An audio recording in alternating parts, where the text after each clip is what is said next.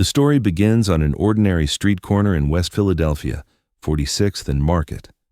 After school, lines of teenagers wrapped around the block, girls in saddle shoes and pleated skirts, boys in crisp shirts slicking back their hair, all waiting for one thing: to dance on camera.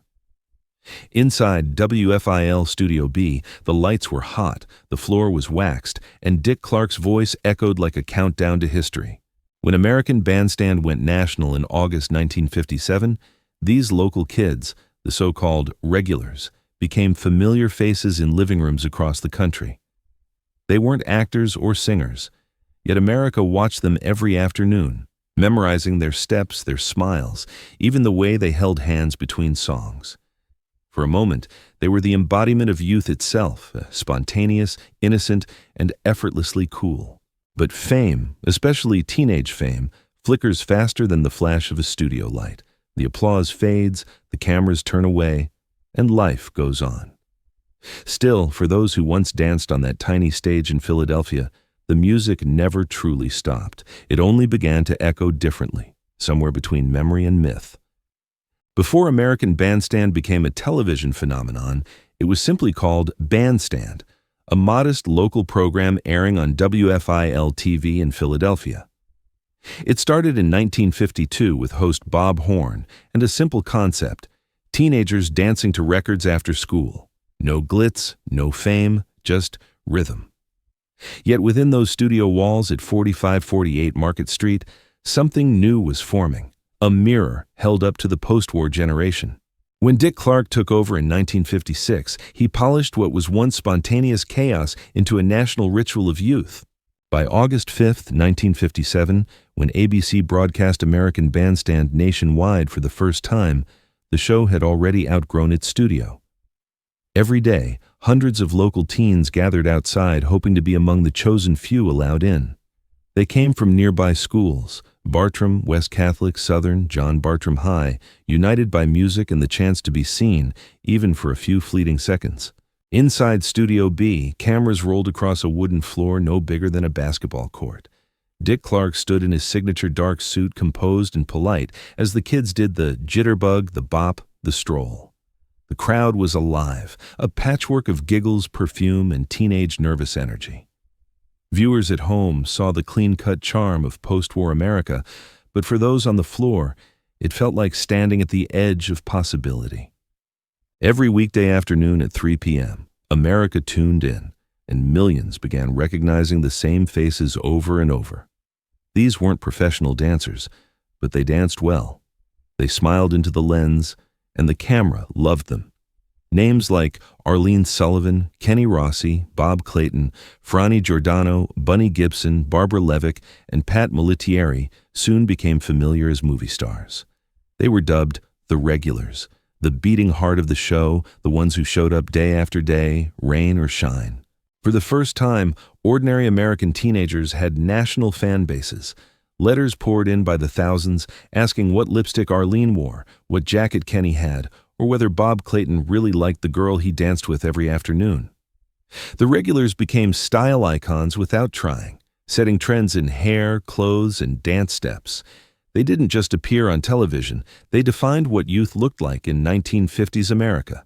Outside the studio, Philadelphia pulsed with its own rhythm. Record shops thrived on Market Street, teenagers crowded soda fountains, and every jukebox echoed with the same songs they'd danced to on Bandstand. The city, once known for its factories and railroads, suddenly became the capital of teenage America. And inside those few hundred square feet of television studio, a neighborhood turned into a nation stage, the birthplace of modern pop culture as we know it. But with fame came structure, and with structure came rules. Behind every smile on camera, invisible lines were being drawn: who could dance, who couldn't, who got the spotlight, and who stood at the back of the floor. In the next chapter, the joy of the dance begins to meet the weight of expectation. Fame came quickly to the Philadelphia regulars, but power, and certainly money, never did. For all their smiles and perfect spins, these teenagers were unpaid. They received no contracts, no appearance fees, no compensation for the thousands of fan letters they helped generate for ABC and Dick Clark. Their reward was the applause, the attention, and the fleeting thrill of being known. To the outside world, they were the luckiest kids alive. Inside Studio B, it was more complicated. There were rules, some written, many not. Dancers were expected to behave as representatives of American decency. No smoking, no drinking, no scandal, as one former regular recalled. Boys had to wear jackets and ties, girls wore skirts below the knee. The show was carefully curated to project wholesomeness, a vision of America that was clean, polite, and safe for every living room. Dick Clark guarded that image like gold, but beneath the soft lights and upbeat music, a hierarchy quietly ruled the floor. There was the dance committee, a group of trusted regulars who decided who got to dance in the front row and who was pushed to the edge of the camera frame. A newcomer might wait weeks before being allowed onto the floor at all. Relationships mattered.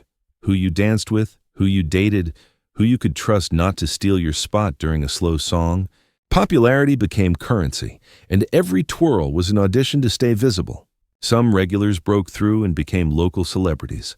Arlene Sullivan with her calm grace, Kenny Rossi with his shy smile, Pat Molitieri with her brown curls and bold laugh.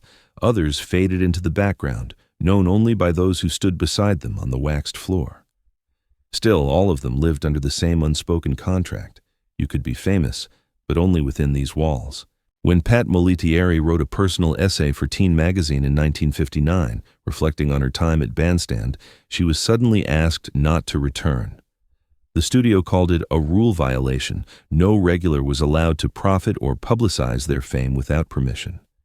She was 16. The lesson was clear. Bandstand made you visible, but it also owned your visibility. Outside the studio, the city treated them like stars. Teenagers followed them through department stores, asked for autographs at diners, and wrote their names on notebooks. Yet, after the music stopped each day, they walked home or caught the trolley like everyone else. They still had homework, curfews, and parents reminding them that television fame didn't excuse a C in algebra. This strange duality, national fame without real freedom, defined the Bandstand experience. The regulars lived in two worlds at once, adored by strangers, but controlled by rules that reminded them how replaceable they were. It was a stage where adolescence and performance blurred, where friendship and competition danced side by side. And as 1959 turned into the early 1960s, those unspoken tensions began to crack the surface. Fame without fortune can only last so long before it becomes exhaustion or quiet rebellion. By 1958, American Bandstand had become a daily heartbeat of teenage America, and its regulars were no longer just dancers. They were idols. Every afternoon, millions tuned in not just for the music, but for them. The familiar faces who smiled, twirled, and lived out the fantasy of perfect youth in real time. Fan clubs sprouted in small towns from Illinois to Texas. Letters flooded WFIL by the hundreds each day, most addressed not to Dick Clark, but to Kenny, Arlene, Franny, or Pat.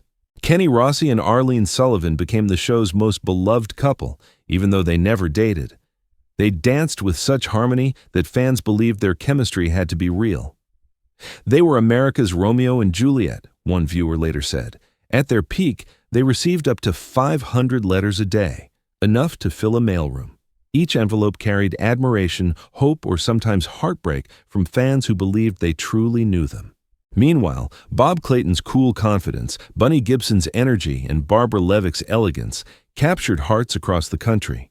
Teen magazines featured their photos, hairstyles, and handwritten autographs, while columnists described them as America's sweethearts. Local shops sold skirts like Arlene's and jackets like Kenny's.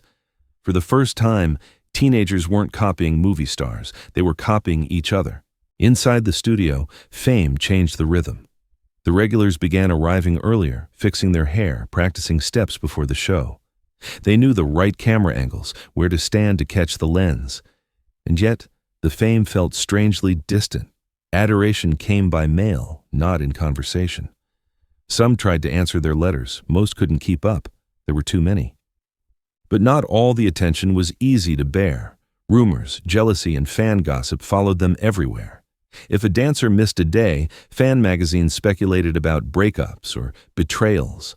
The The teens who once came just to dance now carried the expectations of a nation. A small misstep, a frown, a missed spin, a new partner could spark whispers across fan clubs. Still, those were the golden years, summers of record players, jukeboxes, and the innocent belief that life would always move to the beat of a pop song. Every slow dance under the studio lights felt eternal. They didn't know the cameras would soon move west or that their fame would fade faster than the music itself. For now, the regulars were America's reflection, bright, hopeful, and beautifully young. In early 1964, a quiet announcement rippled through the bandstand community. The show was moving. After more than a decade at WFIL TV in Philadelphia, American Bandstand would relocate to Los Angeles. To television executives, it was a practical decision. California had sunshine, space, and proximity to the booming music industry. But to the teenagers who had built the show from the ground up, it felt like losing a home. For 7 years, Studio B at 46th and Market had been more than a studio. It was a sanctuary. The regulars walked there after school, balancing textbooks and hope, dreaming that today might be the day the camera caught their best step. When Dick Clark first took the show national in 1957, he promised the country a window into real American youth. But those real kids were Philadelphians, sons and daughters of factory workers, seamstresses, and streetcar drivers. Their accents, their manners, even their modest clothes gave the show its authenticity. When the move to Los Angeles was announced, that identity began to fracture. The new version would be glossier, sunnier, more professional. West Coast dancers, many with show business ambitions, would take the floor. To ABC, it meant progress. To Philadelphia, it meant the end of something irreplaceable, a sense of belonging that could never be replicated under palm trees. The last months at WFIL carried a strange tension. Some regulars hoped to be invited to continue in California, but few were. Most couldn't afford to go or simply had no reason to. They had families, school, and jobs waiting in Philly. One by one, the familiar faces disappeared from the screen, replaced by newcomers under brighter lights. The fans noticed. Letters poured in again, this time asking, "Where are the kids we used to know?" The day the studio finally went dark, the silence was haunting. The old cameras were rolled away, the waxed floor scuffed from years of footsteps. Neighbors who once heard music spill from the open studio doors said it felt like the whole block had lost its rhythm. Philadelphia, the birthplace of American Bandstand, returned to being an ordinary city. In Los Angeles, the show reinvented itself. The music evolved. The Beatles, the Supremes, Motown. The format stayed, but the heart had shifted.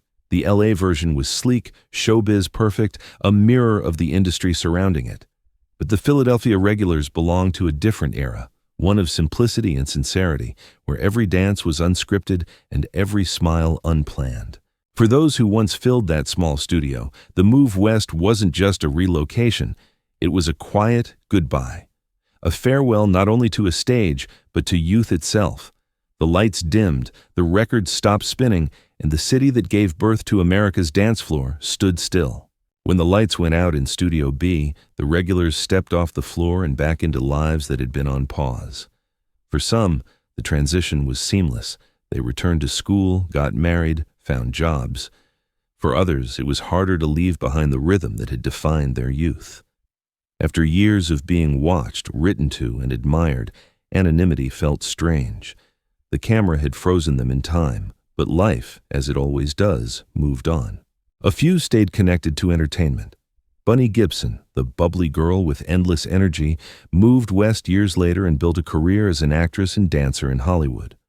Arlene Sullivan co-authored Bandstand Diaries, documenting the lives and losses of the friends who had once shared the floor. Others, like Bob Clayton and Franny Giordano, remained local celebrities only in memory, occasionally appearing at reunions or nostalgia events. For every familiar name, there were dozens more. Kids whose faces flickered across the screen for a season and were never identified again. The stories of what came next are both ordinary and profound. Many regulars became teachers, nurses, postal workers, or parents. Pat Milidieri left the show young and later worked in California magazines before her untimely death at 36. remembered by those who knew her as someone who chose family over fame. Norman Kerr, one of the show's smoothest dancers, died in 1990 at 46, but his graceful moves still circulate on digital clips that have outlived film reels. In every story runs the same thread, the realization that their fame, though fleeting, had stitched them into the cultural fabric of an era. In 2016, at a reunion marking the show's 60th anniversary, gray-haired versions of those once famous teens gathered in Philadelphia. They hugged, laughed, and shared photos of grandchildren. Someone brought a portable speaker and played At the Hop. For a moment, time folded. They were 16 again. The floor was crowded, the music alive. But as the song ended, they stood quietly, feeling the ghost of the applause that had once followed every beat. For younger generations who discover bandstand clips online, the regulars exist outside of age, eternally dancing in black and white, smiling beneath studio lights that never dim. Yet behind every twirl was a real person who grew older, fell in love, lost friends, and lived a life that no camera ever captured. The show may have turned them into symbols, but time restored their humanity. Fame had been the melody of their youth. Memory became the harmony of their lives. And though the spotlight moved on, the regulars never truly vanished. They simply stepped into the quieter rhythm of history, still dancing, unseen, in the hearts of those who remember. There's a certain silence that follows every song, a pause that lingers after the last note fades. For the original Philadelphia regulars, that silence became their legacy. They were never meant to be famous, yet for a brief golden moment, they were America's reflection, its joy, its rhythm, its innocence. Decades later, their images still dance in flickering black and white, a boy adjusting his tie, a girl smoothing her skirt, a smile frozen forever in mid-spin. Most of them never sought to return to the spotlight. They didn't need to. Their fame lived in memory, not the kind sold or measured, but the kind that hides in the hum of an old record, in the shuffle of saddle shoes on a wooden floor. Each time someone rediscovers an old clip of American Bandstand, those long-forgotten teenagers take the floor again, the applause swelling in another generation's living room. In the end, the regular story isn't about lost fame, but about what remains when fame is gone. It's about youth, bright, fleeting, and impossibly alive. The music stopped long ago in Philadelphia, but in memory, the last slow dance still plays on.